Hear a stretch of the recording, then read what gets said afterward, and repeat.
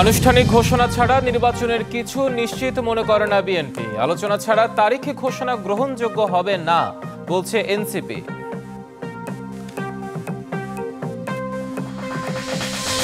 কেন্দ্রীয় ছাড়া বৈষম্য বিরোধী ছাত্র আন্দোলনের সব কমিটি স্থগিত। চাঁদাবাজির মামলায় দলটির 4 নেতা তোপের মুখে পড়ে আদালতে।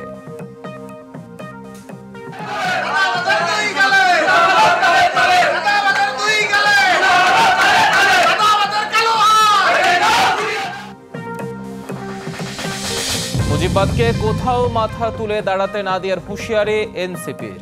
সংস্কার ও নতুন সংবিধানের জন্য রাজপথে বলছেন নেতারা।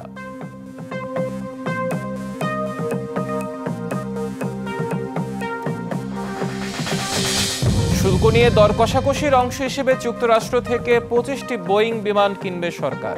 29 থেকে 30 জুলাই ফের বসছে ঢাকা ওয়াশিংটন।